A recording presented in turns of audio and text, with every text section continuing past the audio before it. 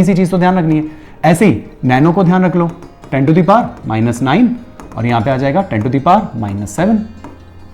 यहां पे अगर हम बात करें एंगस्ट्रॉम ले लेते हैं तो 10 टू द पावर -10 मीटर और यहां पे आ जाएगा 10 to the power -8 centimetre. And similarly last one pico हो गए चारों, तो picometre 10 to the power -12 metre and 10 to the power -10 centimetre. बस ये आप ध्यान रखिए, कन्वर्जन करना आपको आना चाहिए, सेम यूनिट्स रखकर चलनी है, बहुत गलतियां यहां पे होती है, that's why I am saying.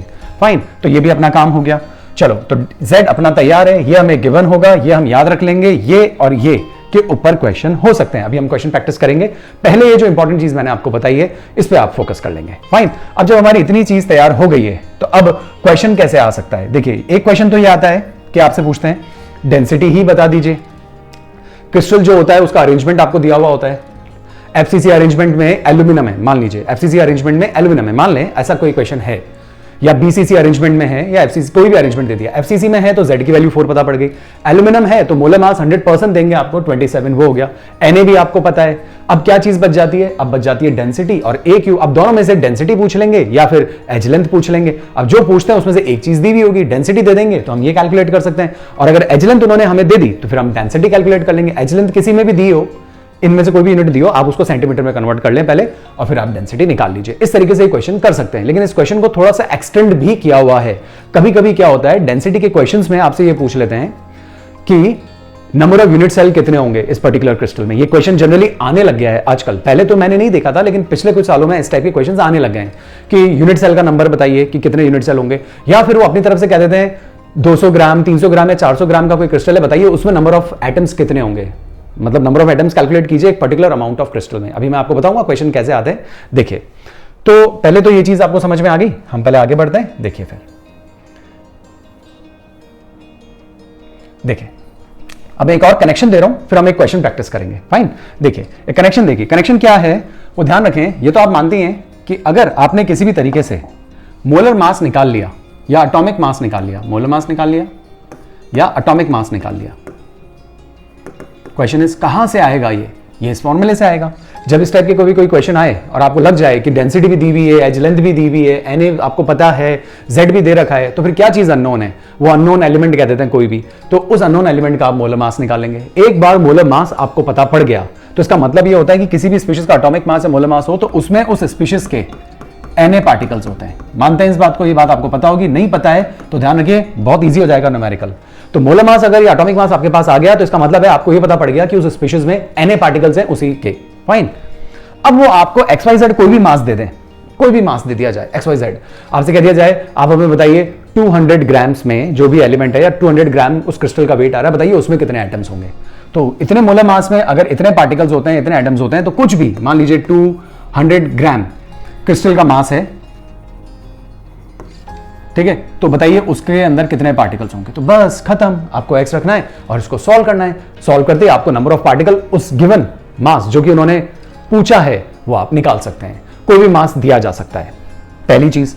अभी नंबर ऑफ पार्टिकल्स आ गए, अब वो आपसे पूछेंगे नहीं हमें तो आप नंबर ऑफ यूनिट सेल्स भी बताइए कि यहां पे यूनिट सेल्स कितने होंगे।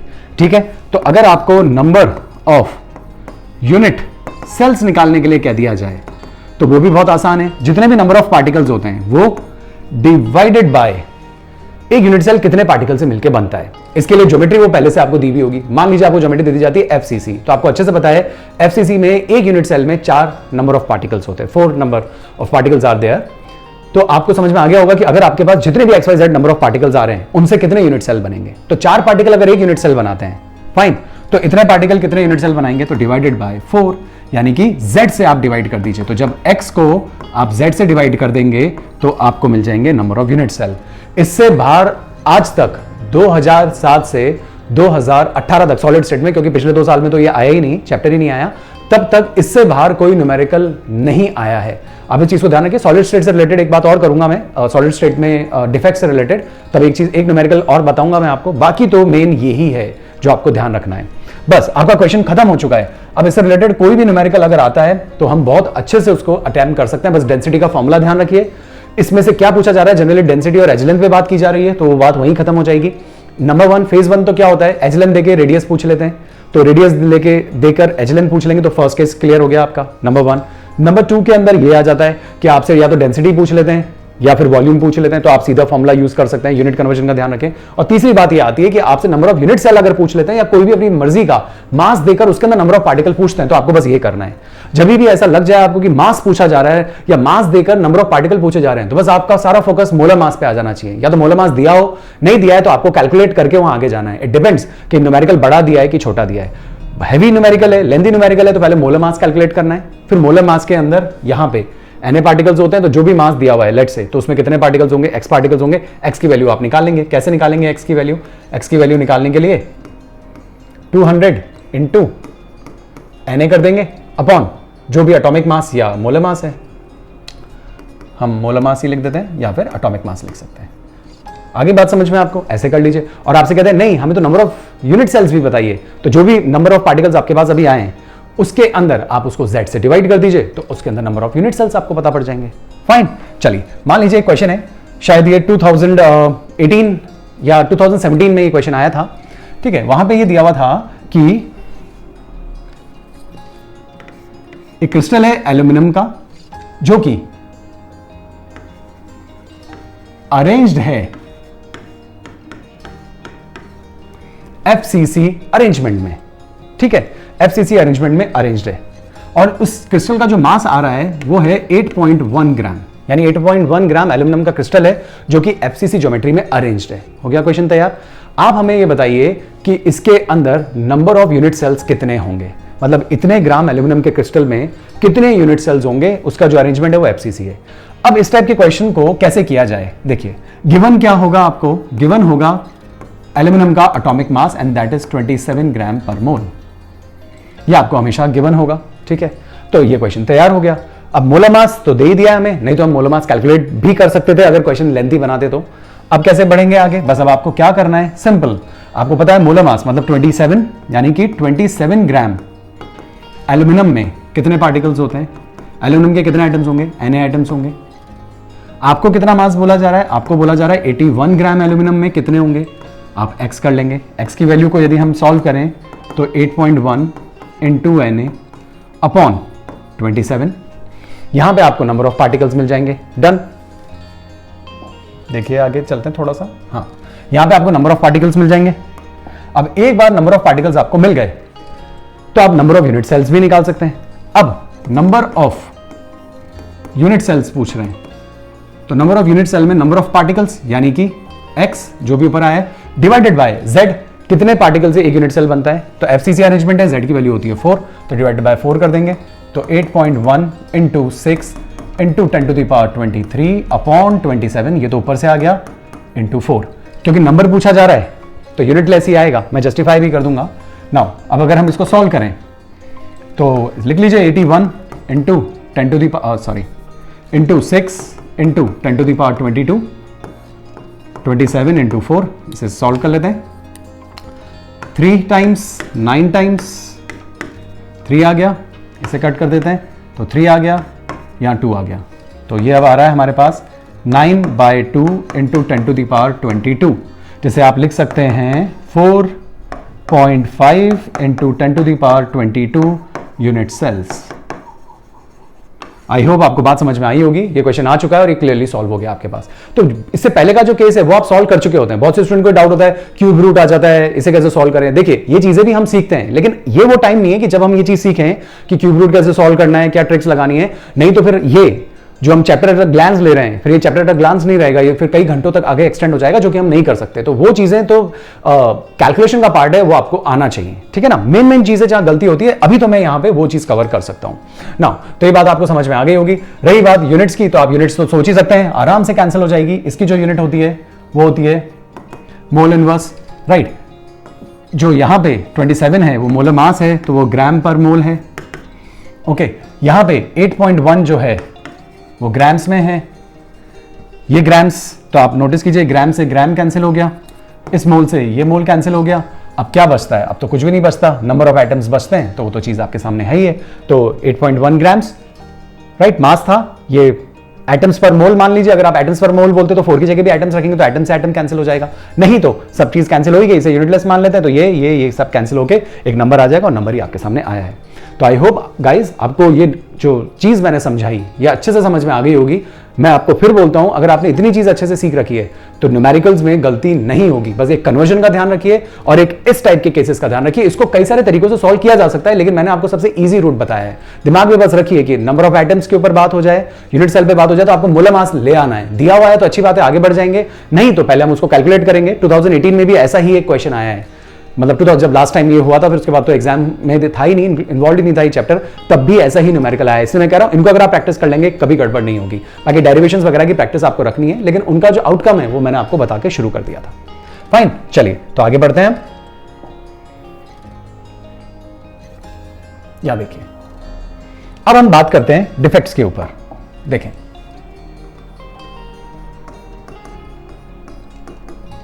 ओके, चलिए डिफेक्ट से पहले एक चीज और इंपॉर्टेंट है, पहले वो देख लेते हैं, फिर डिफेक्ट्स के ऊपर बात करेंगे। एक टाइप का क्वेश्चन और आता है, उसके ऊपर भी बात करते हैं। देखें,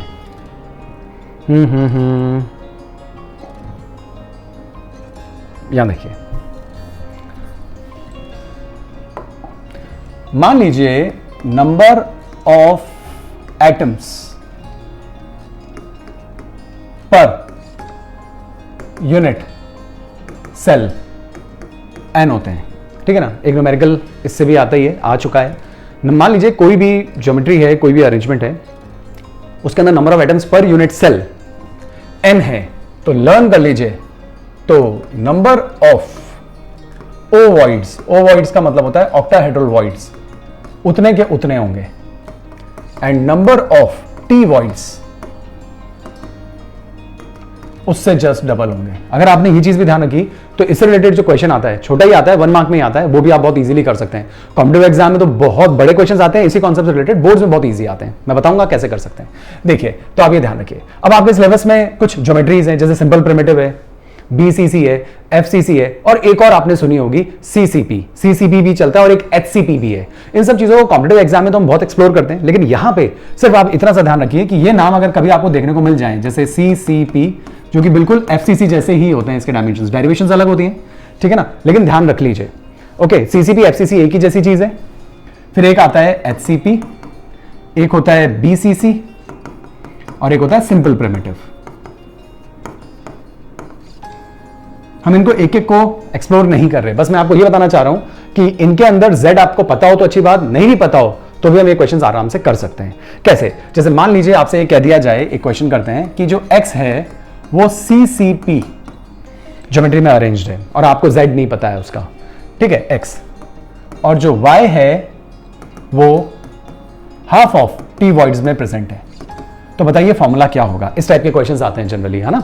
तो आपको क्या करना है, सीसीपी भूल जाइए आप तो बस ये ध्यान रखिए कि जो भी ज्योमेट्री है उसके अंदर नंबर ऑफ एटम्स हम n मान लेते हैं, क्योंकि हमें रिलेशन पता है। आप कुछ भी मान लीजिए, ऑक्टेटल वॉइड उतने ही होंगे और टेट्रल वॉइड जस्ट डबल होते हैं, ठीक है। तो हम थोड़ी देर के लिए ये सोच लेते हैं कि जैसे सीसीपी जो अरेंजमेंट है, मान लें तो इसके अंदर एटम्स जो भी आ रहे हैं z, या हम इसको ऐसे लिख देते हैं XY, और यहां पे हम कुछ भी वैल्यू रख देते हैं, जैसे हम n ही रख देते हैं क्योंकि ये सीसीपी अरेंजमेंट में। अब y कहां पर है? तो आपसे बोला जा रहा है टेट्राहेड्रल में, तो आप कहेंगे टेट्राहेड्रल वॉइड्स तो जस्ट डबल होते हैं, तो 2n आ जाएगा, करेक्ट, 2n आ गया। लेकिन आगे बोला जा रहा है हाफ, तो मल्टीप्लाई बाय 1/2, n से n आप कैंसिल कर दीजिए, 2 से 2 कैंसिल, 1:1, यानी formula is XY, that is your answer. अब स्टूडेंट्स इसको कैसे करते हैं? स्टूडेंट ऐसे करते हैं, सीसीपी, वो याद रखते हैं कि सीसीपी एफसीसी से होता है, इसका z का नंबर जो होता है वो 4 होता है। तो आप लोग ऐसे करते हैं कि इसके अंदर जो z का नंबर है वो 4 होता है। अब आपको पता है जो टेट्राहेड्रल वॉइड होते हैं वो जस्ट डबल होते हैं, तो फिर आप यहाँ पे 8 लिखते हो, फिर आप बोलते हो उसका हाफ आ रहा है तो आप हाफ लिखते हो, फिर इसको आप सॉल्व करते हुए आगे बढ़ते हो। अब आप खुद सोच लीजिए, जब आप इसको सॉल्व करके आगे बढ़ेंगे तो बात तो वही आ रही है। इसीलिए जब भी ऑक्टेटल और टेट्राहेड्रल वॉइड के क्वेश्चंस आए तो आपको सिर्फ एक काम करना है, आपको n लिख देना है, चाहे सीसीपी ज्योमेट्री हो, चाहे एफसीसी हो, चाहे बीसीसी हो, चाहे एचसीपी हो, कुछ भी हो, n लिखिए, ऑक्टा और टेट्राहेड्रल वाला रिलेशन लगाइए और क्वेश्चन को सॉल्व कर दीजिए सिंपली। हम इससे रिलेटेड एक क्वेश्चन और प्रैक्टिस करते हैं, देखिए। मान लीजिए आपसे कह दिया जाए कोई क्रिस्टल है जो A, B और C से मिलकर बना हुआ है, राइट। उसके अंदर A जो है वो HCP अरेंजमेंट में है। मैं फिर कह रहा हूं सिर्फ प्रैक्टिस के लिए है, ठीक है ना, हम प्रैक्टिस के लिए इस टाइप के अगर क्वेश्चंस आए, क्योंकि कोई भी मन से कुछ भी हम नहीं बोल सकते, क्रिस्टल बहुत स्पेसिफिक होते हैं और स्पेसिफिक जो लैटिस पॉइंट्स होते हैं वहीं पे वो प्रेजेंट होते हैं, जो एटम्स होते हैं, तो मन से कुछ भी नहीं बनाया जा सकता कि वो और वो ठीक ही हो, लेकिन हाँ क्वेश्चन करने के हिसाब से हम कोई भी एग्जाम्पल बना सकते हैं। तो HCP अरेंजमेंट में इसके लिए हम कह देते हैं कि ये जो B है ये 2/3 ओवॉइड्स में है, और जो C है उसे हम कह देते हैं हाफ ऑफ T वॉइड्स में है, ठीक है। तो अब हमें क्रिस्टल का फॉर्मूला बताइए। अब आप कैसे करेंगे भाई, HCP है, आप तो सीधा क्या रख दीजिए, n रख दीजिए, 2/3 लगा दीजिए, यूं का यूं। ऑक्टेटल वॉइड कितने होते हैं, n से जस्ट डबल होते हैं, तो 2n हो गया, राइट, और हाफ तो लगाना ही है, और टेट्राहेड्रल वॉइड, ओके, ऑक्टेटल वॉइड तो n ही होते हैं, ओके, ऑक्टेटल वॉइड n ही होंगे, और जो टेट्राहेड्रल वॉइड्स हैं वो कितने होते हैं, वो 2n होते हैं, फाइन। अब आप क्या करेंगे, n से n कैंसिल, रेशो देखिए जरा क्या आता है, ये रेशो आ रहा है, फाइन। ये आंसर कभी नहीं होगा, हमेशा सिंपलेस्ट होल नंबर रेशो में आंसर देना होता है। तो 3 से मल्टीप्लाई कर दीजिए पूरे को, तो यहां से 3 से 3 कैंसिल हो जाएगा, 2, और ये तो 3:2:3, answer will be A3 B2 C3। एक इंपॉर्टेंट चीज बताता हूं, ध्यान रखिएगा, कॉम्पिटिटिव एग्जाम में पूछा गया था ये क्वेश्चन, यहां पे भी जरूरी है इसलिए बता रहा हूं। मैं अगर बोलूं A6 B4 C6, क्या ये आंसर भी सही होगा? तो बहुत से स्टूडेंट्स को लगता है हाँ सही होगा, वही तो है, सेम रेशियो तो आ रहा है, लेकिन गलत। ये जो आंसर होता है ये यही माना जाएगा, ना फ्रैक्शन में होना चाहिए ना मल्टीपल्स में होना चाहिए, सिंपलेस्ट होल नंबर रेशियो में होना चाहिए, तो ये आंसर गलत है। बात सही है कि अगर इसको आप 2 से डिवाइड कर दें तो ये चीजें आ जाती है 3:2:3, लेकिन ये आंसर नहीं, यही आंसर सही माना जाएगा। तो ध्यान रखिए, जब भी ऑक्टेटल वॉइड और टेट्राहेड्रल वॉइड से रिलेटेड क्वेश्चन आए तो आप ऐसे कर लीजिए, बहुत आसानी से हो जाएंगे। उसके अलावा कभी कभी ऐसे दे देते हैं क्वेश्चन कीजिए, P और Q है, P जो है वो कॉर्नर्स पर है, सीधी सीधी लोकेशन ही दे दी आपको, और जो Q है वो बॉडी के सेंटर में है। तो बताइए जरा फॉर्मूला क्या होगा। तो कॉर्नर्स के कारण 1/8 × 1, 1/8 × 1, और बॉडी सेंटर तो पूरा 1 ही होता है, तो तो 1:1, तो आंसर क्या हो जाएगा PQ। फाइन, तो आप ऐसे भी ये क्वेश्चंस कर सकते हैं। तो अगर जिसमें आपको डायरेक्ट पोजीशन दे दी जाए तो पोजीशन जो लोकेशंस होती हैं वो लोकेशंस के हिसाब से नंबर ऑफ आइटम्स हमने देख ही लिया ऊपर क्या क्या होता है वो रख दीजिए और सिंपलेस्ट रेशियो निकाल लीजिए। फाइन, तो इसके हिसाब से न्यूमेरिकल वाली जो बातें होती है वो तो हमारी सारी यहां पे पूरी हो जाती है। ओके, चलिए अब हम बात करते हैं डिफेक्ट्स के ऊपर। देखिए डिफेक्ट से भी बहुत क्वेश्चंस आते हैं तो हम डिस्कशन करते हैं। खासकर डिफेक्ट्स में डेंसिटी से क्वेश्चंस आते हैं, स्टूडेंट उसमें जनरली कंफ्यूज भी होते हैं। न्यूमेरिकल बहुत कम आए, इसमें 1-2 न्यूमेरिकल हैं लेकिन बहुत कम आए। बेसिकली क्वेश्चंस जो होते हैं वो थ्योरेटिकली आते हैं, फिर भी हम एक्सप्लोर करेंगे सबको अच्छे से। तो देखिए अब हम देख रहे हैं defects in crystals, defects in crystals. Fine, अब क्या करना है, देखिए सबसे पहले आपको ये पता होना चाहिए कि डिफेक्ट्स कितने टाइप के होते हैं। तो सबसे पहले आप ध्यान रखिए पॉइंट डिफेक्ट। पॉइंट डिफेक्ट के फिर 2 पार्ट होते हैं। वैसे तो डिफेक्ट के 2 पार्ट होते हैं, पॉइंट एंड लाइन, तो हम लाइन को डिस्कस नहीं करें, सिलेबस में नहीं है पॉइंट। अब जो पॉइंट होता है उसके 3 पार्ट्स ध्यान रखें। एक होता है स्टोइशियोमेट्रिक, जिसका दूसरा नाम थर्मोडायनेमिक, तीसरा नाम इंट्रिंसिक डिफेक्ट। ठीक है ना, पहला। दूसरा जो आप पढ़ेंगे वो आप देखेंगे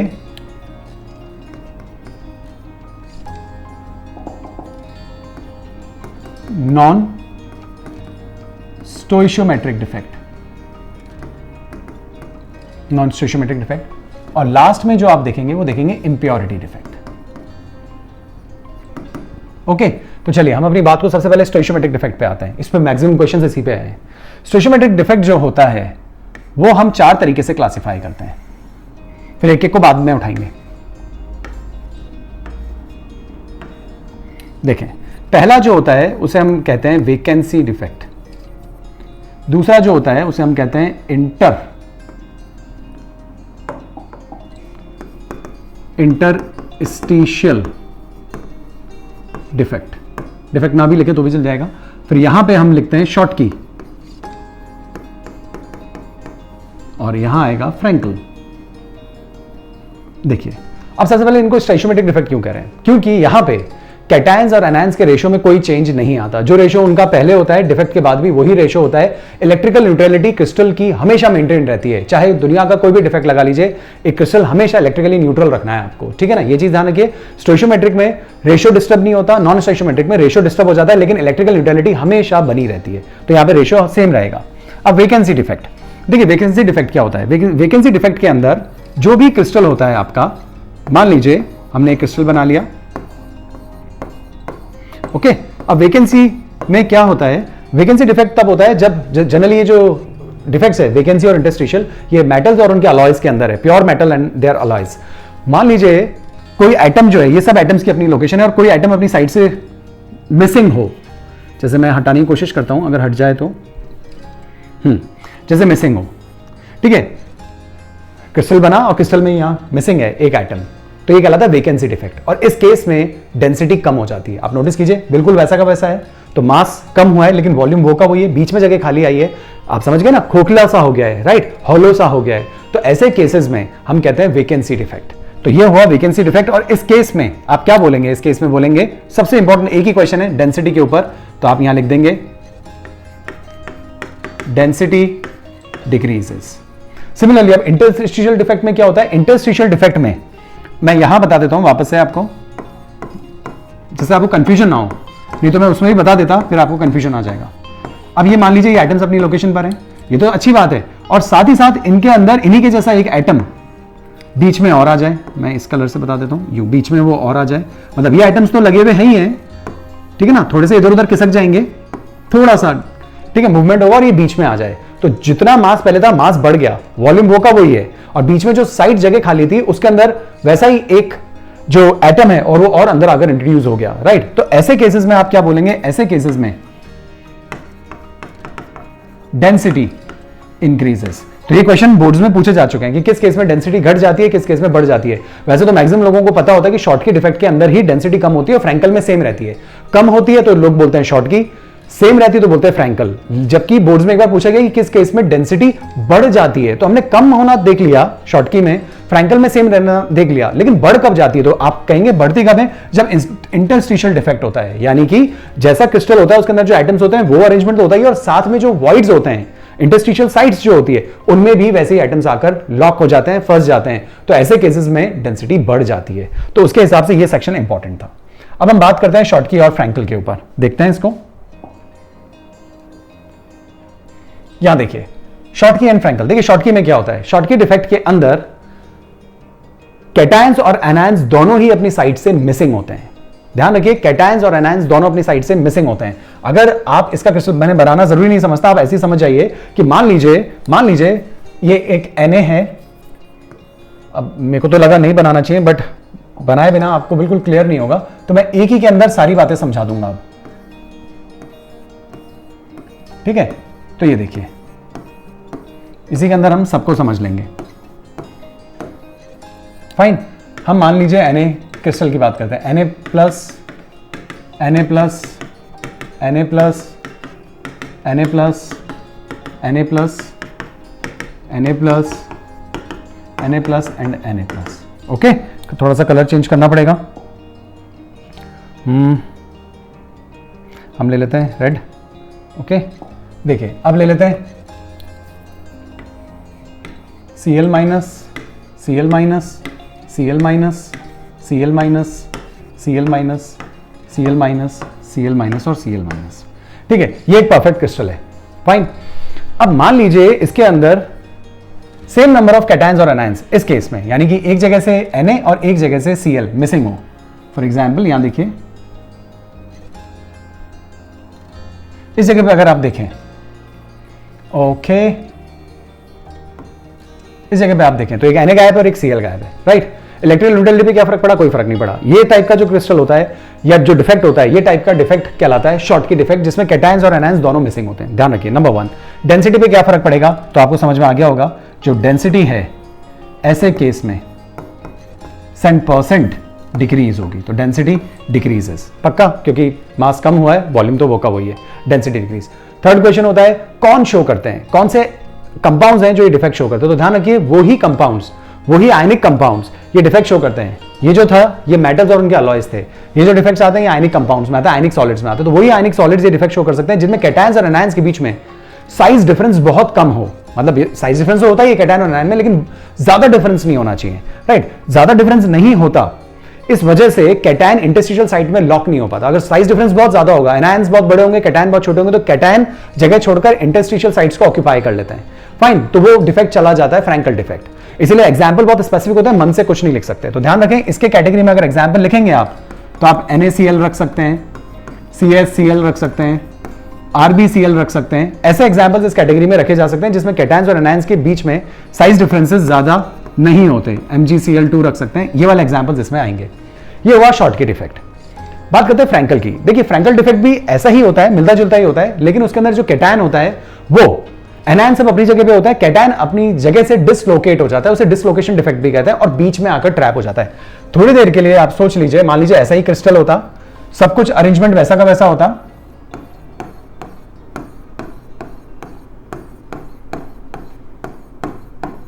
सब जगह एक जगह होता Ag और एक जगह होता Cl। फिर मैं कह रहा हूं एक जगह होता Ag प्लस और एक जगह होता Cl माइनस, ठीक है ना? ऐसे होता, पूरा क्रिस्टल बना होता।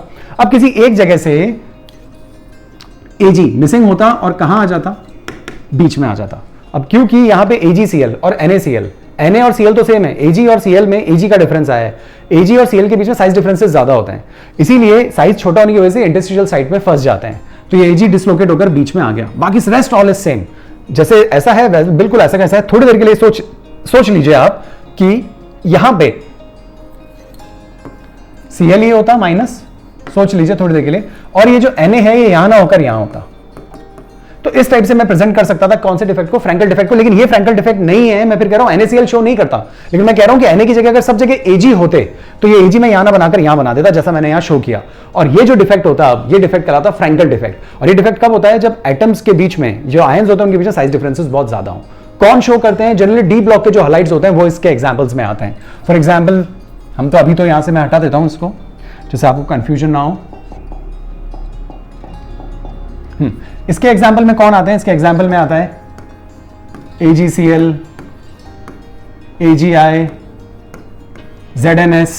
ये ध्यान रखिए ZnS, बहुत से स्टूडेंट यहाँ पे ZnO लिख देते हैं, गलत, साइज डिफरेंस बहुत कम है इनमें, ठीक है ना, यहाँ पे साइज डिफरेंस ज्यादा है, तो ZnO अलग डिफेक्ट में आएगा, यहाँ ZnS। फाइन। अब एक ऐसा क्रिस्टल होता है जो दोनों डिफेक्ट शो करता है, शॉर्टकी भी और फ्रैंकल भी, वो आप याद रख लीजिए, and that is AgBr। AgBr दोनों डिफेक्ट शो करता है, शॉर्टकी डिफेक्ट भी शो करता है और फ्रैंकल डिफेक्ट भी शो करता है। फाइन, तो ये हो गया आपके स्टोइशियोमेट्रिक डिफेक्ट्स। हम आगे बढ़ेंगे, अब हम बात करते हैं नॉन स्टोइशियोमेट्रिक डिफेक्ट की। अब नॉन स्टोइशियोमेट्रिक डिफेक्ट की यदि हम बात करें तो ध्यान देंगे वापस, नॉन स्टोइशियोमेट्रिक डिफेक्ट्स। देखिए नॉन स्टोइशियोमेट्रिक डिफेक्ट पे यदि बात की जाए तो नॉन स्टोइशियोमेट्रिक डिफेक्ट दो टाइप के होते हैं। एक होता है मेटल एक्सेस और एक होता है मेटल डेफिशिएंसी। जो क्वेश्चन आए ना डेंसिटी के, वो मैंने आपको बता दिया, शॉर्टकी फ्रैंकल के जो क्वेश्चन आए वो भी मैंने आपके साथ डिस्कस कर लिए, उससे रिलेटेड क्वेश्चन आते हैं जो थ्योरी मैंने आपसे पूछी थी या बताई थी अभी मैंने आपको। मेटल एक्सेस, देखिए जो मेटल एक्सेस होता है वो दो टाइप का होता है, due to anionic vacancy, अभी मैं समझा दूंगा, और ये होता है due to presence of cation in interstitial site. अब सबसे इंपॉर्टेंट बात क्या है? सबसे इंपॉर्टेंट बात है एफ सेंटर दिमाग में रखना है। क्या? F centre. एफ सेंटर वाली जो क्वेश्चंस आते हैं वो यहीं से आ रहे हैं, ठीक है ना, मेटल एक्सेस डिफेक्ट से। देखिए अब क्या होता है, ड्यू टू आयनिक वैकेंसीज, हम फटाफट एक फॉर्मेट बना लेते हैं जिससे आप बिल्कुल क्लियरली समझ पाएं इस चीज को। देखिए मन से कोई एग्जांपल नहीं लेंगे इस बार। ये जो डिफेक्ट है ये तभी आता है जब किसी भी क्रिस्टल को, जैसे NaCl को, क्रिस्टल को, इसका जो कैटायन है उसके मेटेलिक फॉर्म में की वेपर्स में हीट किया जाए। जैसे कि ये डिफेक्ट कब जनरेट होगा? ये डिफेक्ट तब जनरेट होगा जब NaCl को आप हीट करेंगे, किसमें? सोडियम की वेपर में। जब आप हीट करेंगे तो ये डिफेक्ट जनरेट होगा और इस डिफेक्ट की वजह से कैसा कलर आ जाता है? येलो कलर आ जाता है। तो ध्यान रखिए NaCl is heated in the presence of Na vapours. Similarly आप LiCl को भी हीट कर सकते हैं लेकिन लिथियम की वेपर्स में हीट करेंगे। सिमिलरली आप KCl को भी हीट कर सकते हैं और K की वेपर्स में हीट करेंगे। पोटेशियम के केस में वायलेट कलर आ जाता है और लिथियम के केस में पिंक कलर आता है, राइट। तो लिथियम के केस में पिंक कलर, इसके केस में वायलेट कलर, और सोडियम जो होता है उसके केस में येलो कलर आता है। ये बात आपको ध्यान रखनी चाहिए, ये क्वेश्चन कई बार आ चुका है कलर के ऊपर भी। अब कलर का रीजन भी मैं आपको दूंगा। देखिए जब आप गर्म करते हैं किसी क्रिस्टल को, NaCl के क्रिस्टल को, तो आपको अच्छे से पता है यहां पे Na plus Cl minus, Na plus Cl minus, Cl minus, Cl minus, Cl minus, Cl minus, Cl minus and Cl minus. Done. Now यहां पे बात करें तो Na plus, Na plus, Na plus, Na plus. अब जब आप इसको heat करते हैं किसकी प्रेजेंस में? सोडियम वेपर्स की प्रेजेंस में। मान लीजिए वेपर की प्रेजेंस में आप हीट कर रहे हैं सोडियम वेपर्स की प्रेजेंस में। दो इंपॉर्टेंट क्वेश्चन है इसलिए डिस्कस करेंगे, ठीक है ना। अब जैसे आप इसको हीट करते हैं तो क्या होता है, ये वेपर्स जो होती है ये किसी एक Cl को अपने पास खींचती है। अब केमिस्ट्री क्या लग रही है यहां पे, ध्यान दीजिएगा। देखें जो वेपर्स थी उन वेपर्स ने सबसे पहले अपने आप को Na प्लस में कन्वर्ट किया और इलेक्ट्रॉन रिलीज किया। यानी इलेक्ट्रॉन किससे मिला है? सोडियम से मिला है, ध्यान रखना, राइट। अब ये जो Na प्लस है ये अंदर से Cl माइनस को खींचकर किस में कन्वर्ट हो जाता है? NaCl में, जिसका क्रिस्टल है। फाइन। तो यानी कि इस Na वेपर ने एक इलेक्ट्रॉन रिलीज किया और अंदर से एक Cl को खींच लिया। तो हुआ ये कि यहां से Cl को किसने बाहर खींच लिया? Na ने। तो Cl माइनस चला गया Na के पास और NaCl बन गया, और यहां से जो इलेक्ट्रॉन निकला था सोडियम से वो इलेक्ट्रॉन इस जगह को ऑक्यूपाई कर लेता है। ये बहुत इंपॉर्टेंट बात है। यानी अगर आपसे पूछा जाए इलेक्ट्रॉन कहां से आया तो इलेक्ट्रॉन Cl से नहीं आया। Cl माइनस तो यूं का यूं बाहर गया Na से जुड़ने के लिए, और Na जब प्लस में कन्वर्ट हुआ वो इलेक्ट्रॉन यहां पर आ गया। अगर आप इस सिस्टम को देखें तो electrical neutrality is still maintained. Cations और एनायंस का रेशियो डिस्टर्ब हो गया है क्योंकि यहाँ पे एक Cl मिसिंग है, कैटायन उतने के उतने हैं, तो रेशियो डिस्टर्ब हो गया है, लेकिन electrical neutrality still maintained. That's why non stoichiometric defect है। अब ये जो इलेक्ट्रॉन है ये लैटिस पॉइंट पर है, लैटिस साइट पर है, ये इलेक्ट्रॉन ट्रांजिशन कर सकता है। मूवमेंट इसके बहुत मुश्किल है, मोबिलिटी बहुत मुश्किल है, लेकिन ट्रांजिशन कर सकता है। और जब ये इलेक्ट्रॉन ट्रांजिशन कर सकता है विजिबल रीजन में, तो कलर भी प्रोड्यूस कर सकता है। तो ये जो कलर आपको आए हैं और अलग अलग कलर जो आए हैं वो इलेक्ट्रॉन के अलग अलग एनर्जी लेवल में ट्रांजिशन की वजह से आते हैं। तो अगर आपसे भी पूछे कि कलर क्यों है, तो आप कहेंगे due to the transition of the electrons in visible region. और जिस जगह पर ये इलेक्ट्रॉन प्रेजेंट होता है उस जगह को हम कहते हैं एफ सेंटर। तो एफ सेंटर ये जगह होती है जहां पे ये अनपेड इलेक्ट्रॉन होता है जो फ्री है ट्रांजिशंस करने के लिए, और उसी की वजह से कलर प्रोड्यूस होते हैं। वेरी वेरी इंपॉर्टेंट, कलर ध्यान रखिए, रीजन ध्यान रखिए, एफ सेंटर वाली बात ध्यान रखिए। ओके, तो ये हुआ metal excess defect due to anionic vacancy. Anionic vacancy क्यों? क्योंकि एनायन गायब है। अब हम बात करते हैं due to the presence of cation in interstitial site. ये वाला देखिए एग्जांपल। अब due to the presence of cation in interstitial site, fine, इसके अंदर जो एग्जांपल सेट होता है वो है ZnO का। ZnO अभी तक हमारे पास नहीं आया था। Zinc 2+, zinc 2+, zinc 2+। और आपको क्या करना होता है इस क्रिस्टल के लिए? सिर्फ और सिर्फ हीटिंग रिक्वायर्ड होती है, सिर्फ आपको गर्म करना है। गर्म करने से जिंक ऑक्साइड का जो क्रिस्टल होता है O2-, आप भी जानते हैं थोड़ी सी टाइम की शॉर्टेज है, नहीं तो हम बहुत डिटेल में भी पढ़ सकते थे चीजों को, लेकिन अभी हमें सिर्फ सीखना है कि बस हमारे क्वेश्चन अटेम्प्ट हो जाएं अच्छे से और जो गलतियां हम करते हैं वो गलतियां ना हो। तो O2- का एक क्रिस्टल है, परफेक्ट क्रिस्टल है, इसको बस आपको हीट करना है। तो जब आप ZnO के क्रिस्टल को हीट करते हैं तो जिंक 2+ में कन्वर्ट होता है, ऑक्सीजन गैस बाहर निकल जाती है और 2 इलेक्ट्रॉन रिलीज हो जाते हैं। न्यूट्रल है, न्यूट्रल है, 2+, 2- न्यूट्रल है। पीछे 2 इलेक्ट्रॉन मैंने लिखे हैं, राइट, शायद आपको नहीं दिख रहा होगा। तो जिंक 2+, हाफ ऑफ O2 और 2 इलेक्ट्रॉन साइड में लिखे हुए हैं। अब होता यह है कि जब आपने इसको क्रिस्टल को हीट किया तो जिंक 2+, ऑक्सीजन गैस बाहर निकल गई, तो हम एक जगह से ऑक्सीजन को छुपा लेते हैं, ऑक्सीजन गैस तो बाहर गई, फाइन, और जिंक 2+ में कन्वर्ट हुआ और 2 इलेक्ट्रॉन भी रिलीज हो गए। अब जो जिंक 2+ है साइज में छोटा है तो अपनी जगह छोड़कर बाहर आने की कोशिश करता है और बाहर आके ट्रैप हो जाता है, और बच गए कितने? 2 इलेक्ट्रॉन्स जो निकले थे, वो 2 इलेक्ट्रॉन भी इन साइड्स में रहते हैं। एक चीज का हमेशा ध्यान रखें, आप कह सकते थे कि इलेक्ट्रॉन यहां पे भी आ सकते थे लैटिस पॉइंट्स पर। इलेक्ट्रॉन लैटिस पॉइंट्स पे तब आते हैं जब इनको न्यूट्रलाइज करने वाला कैटायन भी लैटिस पॉइंट पे होता। कैटायन का साइज छोटा था, उसने इंटरस्टिशियल साइट ऑक्यूपाई की हुई है, तो आने वाले इलेक्ट्रॉन्स 2+ को न्यूट्रलाइज करने के लिए वो भी इंटरस्टिशियल साइट्स में ही आएंगे, लैटिस पॉइंट्स पे नहीं आएंगे। तो बात आपको यहां पे समझ में आ गई होगी। तो यहां पे आप नोटिस करने वाली बात यह है कि यहां पे इलेक्ट्रिकल कंडक्टिविटी जो है वो बढ़ जाएगी क्योंकि जो इलेक्ट्रॉन्स हैं वो इंटरस्टिशियल साइट्स में है। नंबर 1, कलर भी प्रोड्यूस होंगे, क्यों? क्योंकि फ्री है ट्रांजिशन करने के लिए, इसलिए येलो कलर आ जाता है।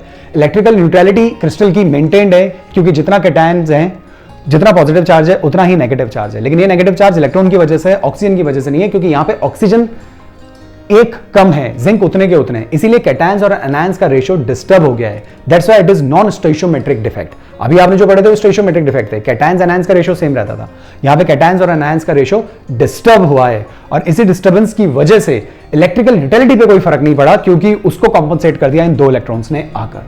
तो ध्यान रखिए, बहुत इंपॉर्टेंट एग्जाम्पल है। और मेटल एक्सेस क्यों कह रहे हैं? क्योंकि मेटल ज्यादा है, एनायन कम हो गया। Metal excess defect due to presence of cation in the interstitial site, due to the presence of cation in interstitial site. Cation interstitial site में आ गया है और यहां पे कैटायन सब अपनी साइट पे ही प्रेजेंट थे। दैट्स व्हाई डिफरेंशिएट करने के लिए हमने यहां पे एनायनिक वैकेंसी नहीं बोला, डिफरेंशिएट करना था, इसीलिए हमने बोल दिया presence of cation in interstitial site, क्योंकि इसमें और इसमें ये डिफरेंस है।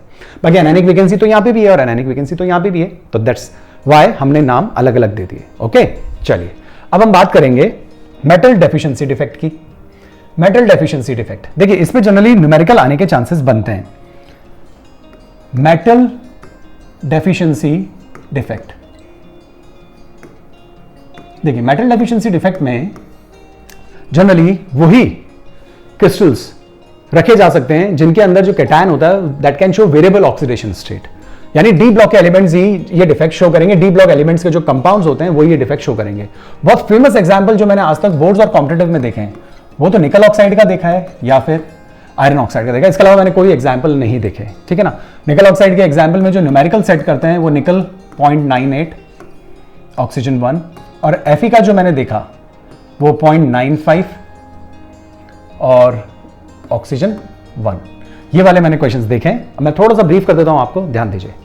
मेटल डेफिशिएंसी, यहां पे मेटल की डेफिशिएंसी होगी। अब तक एक्सेस हो रही थी, अब डेफिशिएंसी हो रही थी। बिल्कुल इजी। आप देखिए, कोई भी एक क्रिस्टल है, मान लीजिए निकल ऑक्साइड का है या इसका क्रिस्टल है, किसी का भी आप ले सकते हैं। मान लीजिए निकल ऑक्साइड का क्रिस्टल है। अब निकल ऑक्साइड के क्रिस्टल में हम ये सोचते हैं कि निकल 2+ और ऑक्सीजन 2- ही होगा। अगर निकल 2+ और ऑक्सीजन 2- ही होता तो फिर इलेक्ट्रिकल न्यूट्रलिटी मेंटेन्ड भी होती, राइट। स्टोइशियोमेट्रिक रेशियो फिर क्या आता, NiO ही होना चाहिए था, मतलब NiO होता, लेकिन यहां पे NiO नहीं है, यहां पे Ni.98 और O1 है। इसको अगर मैं 100 से मल्टीप्लाई कर दूं तो इसको 98 लिख सकता हूं और ऑक्सीजन 100 लिख सकता हूं। इसका मतलब ये हुआ कि 100 ऑक्सीजन को न्यूट्रलाइज करने के लिए 98 निकल ही अवेलेबल है। अब अगर आप सारे निकल पे 2+ का चार्ज मानते हो, सोच के देखिए आप, अगर सब पे आप 2+ का चार्ज मानते हैं तो टोटल चार्ज 196 ही तो आएगा। और जब टोटल चार्ज 196 आएगा तो ऑक्सीजन के 2- को, यानी कि -200 को न्यूट्रलाइज करने के लिए +196 तो सफिशिएंट नहीं है। इसका मतलब ये हुआ कि इसके अंदर सारे निकल 2+ वाले नहीं है, कुछ निकल 3+ वाले भी हैं। ये सबसे इंपॉर्टेंट बात है, यानी कि यहां पे सारे निकल 2+ की जगह कुछ निकल 3+ है और दोनों ने मिलकर +200 का चार्ज डेवलप कर लिया, जो कि -200 के बराबर होकर अब क्रिस्टल को इलेक्ट्रिकल न्यूट्रलिटी दे रहा है। फाइन। और देखने से क्या लग रहा है कि जितने मेटल्स होने चाहिए थे उतने मेटल एटम्स नहीं है, यानी कि मेटल्स की हुई है deficiency. That's why this defect is called metal deficiency defect. Now अब होता क्या है वो देख लीजिए। निकल 2+, निकल 2+, निकल 2+, निकल 2+, निकल 2+। फाइन। अभी हम बनाते हैं एक परफेक्ट क्रिस्टल। अगर सारे निकल 2+ होते तो कहानी बिल्कुल सही थी, O2-, O2-, लेकिन कुछ निकल 2+ को हटाकर निकल 3+ अगर हम लगा दें तो ऐसा किया तो जा सकता है। कैसे? मान लीजिए 3 निकल 2+ को हटाकर 2 निकल 3+ लगा दें तो चार्ज तो बैलेंस रहेगा। 6+ का चार्ज है, 6+ का चार्ज, और ऐसा होता भी है इलेक्ट्रिकल न्यूट्रलिटी मेंटेन करवाने के लिए। तो हम क्या करेंगे, 3 निकल 2+ को किसमें कन्वर्ट कर देंगे, 3+ में, 3+ में, और एक 2+ की जगह को हम छोड़ देंगे खाली।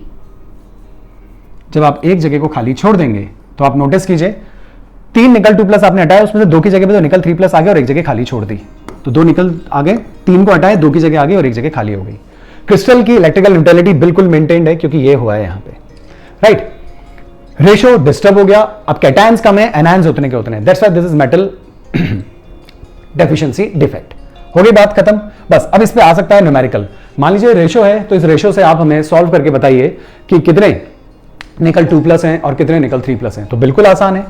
आप निकल 2+ को x मान लीजिए, निकल 3+ को टोटल कितने हैं, 98 है ना, तो 98 - x मान लीजिए।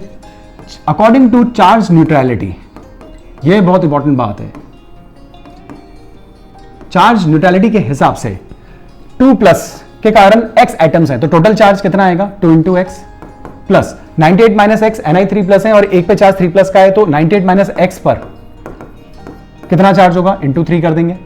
और टोटल चार्ज किसके बराबर होना चाहिए, जो ऑक्सीजन के ऊपर चार्ज है।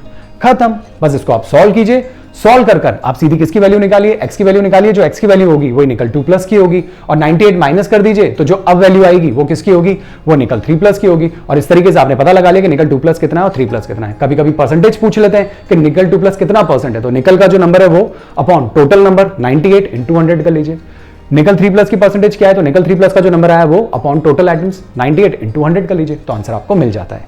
फाइन। तो इस तरीके से आप आगे बढ़ सकते हैं। बस इसको सॉल्व करना है, x की वैल्यू निकल जाती है। ओके, चलिए, तो ये हो गए हमारे मेटल एक्सेस डिफेक्ट भी पूरे। एक न्यूमेरिकल जो था वो मैंने आपको समझा दिया। अब हम लास्ट बात करते हैं। लास्ट हमारी बात होगी इंप्योरिटी डिफेक्ट पे। देखिए, इंप्योरिटी डिफेक्ट जनरली 2 ही क्रिस्टल्स सिलेबस में है। NaCl के अंदर इंप्योरिटी मिला दी जाए, या फिर स्ट्रोनिशियम, NaCl में तो स्ट्रोनिशियम क्लोराइड की इंप्योरिटी मिला दी जाती है, और AgCl में CdCl2 की इंप्योरिटी मिला दी जाती है। देखिए क्या है, इजी सा कंसेप्ट है, समझ लेते हैं वापस। एक एग्जांपल से समझ लेंगे तो दूसरा अपने आप समझ में आ जाएगा, और इसके साथ हमारे डिफेक्ट्स और आज का जो टॉपिक है वो भी पूरा हो जाता है। और जो आगे के जो टॉपिक्स हैं, मतलब जो सेमीकंडक्टर्स और मैग्नेटिक प्रॉपर्टीज है, वो इस साल डिलीट हो गई, तो हम उसके ऊपर डिस्कशन नहीं करेंगे। ओके, नाउ मान लीजिए हम निकल के ऊपर बात करते हैं, या सोडियम पे बात करते हैं। निकल नहीं, sodium. Na plus, Na plus, Na plus, Na plus, Na plus, Na plus, Na plus and Na plus. Crystal किसका है? NaCl का है। Cl minus, Cl minus, Cl minus, Cl minus, Cl minus, Cl minus, Cl minus, Cl minus. Perfect crystal है। Short gate effect में भी आया था, गर्म किया था। फिर मेटल एक्सेस डिफेक्ट में भी आया था, जिसके अंदर एब्सेंटस बने थे, तब हमने सोडियम को NaCl को Na वेपर्स में हीट किया था और अब ये वापस आया है। इस बार थोड़ा डिफरेंट है, इस बार ये परफेक्ट क्रिस्टल है, लेकिन हम इसके अंदर SrCl2 मिलाकर हीटिंग कर देंगे। अब SrCl2 मिलाना, इंप्योरिटी मिलाना मतलब डोपिंग कर रहे हैं आप। डोपिंग जनरली क्रिस्टल के कैपेसिटी को या उसके फीचर्स को बढ़ाने के लिए हम डोपिंग करते हैं। फाइन, स्टेमिना बढ़ाने के लिए डोपिंग की जाती है, राइट।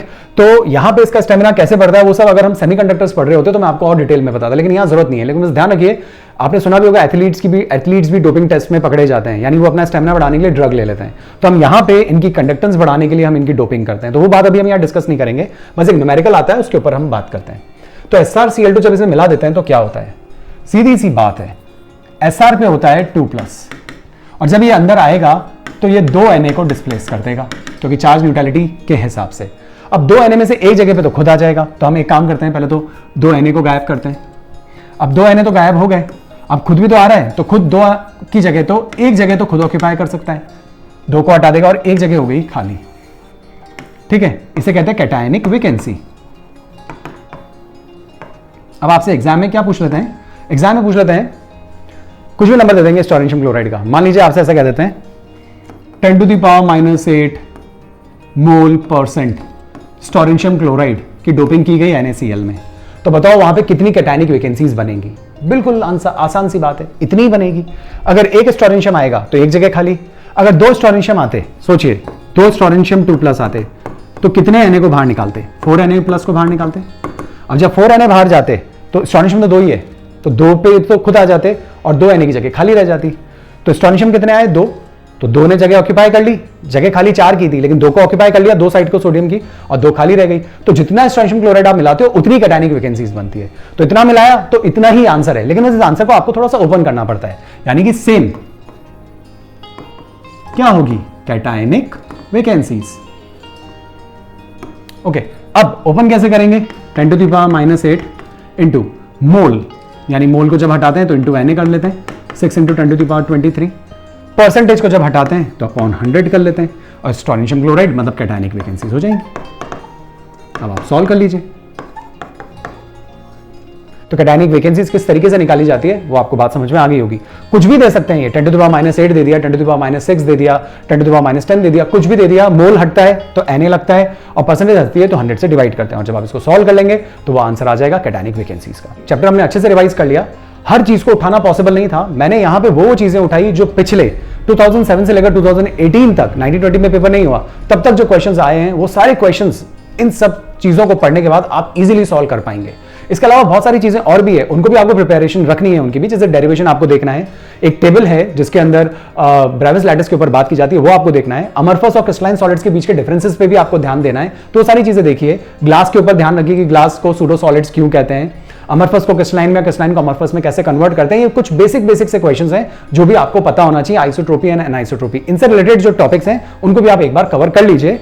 एक क्लास में जिस तरीके से हमने आज डिस्कशन किया है, इसमें सारी चीजें उठाना तो पॉसिबल नहीं होता, लेकिन मैं फिर कह रहा हूं हमने इतना उठा लिया कि पिछले 10 साल के पेपर्स में आपको कोई परेशानी नहीं आएगी। ओके गाइस, तो इस वीडियो में इतना ही है। नेक्स्ट वीडियो में हम सॉल्यूशंस के ऊपर डिस्कशन करेंगे अच्छे से, वापस कुछ नई चीजें सीखेंगे और वो आपके लिए बहुत हेल्पफुल होगी। इन नोट्स को आप भी बनाकर अपनी कॉपी में तैयार रखिए, क्विक रिवीजन के लिए बहुत जरूरी चीज है। ओके गाइस, तो नेक्स्ट वीडियो में फिर मिलेंगे, तब तक खुश रहिए, अपना ध्यान रखिए, अपनों का भी ध्यान रखिए। जय हिंद।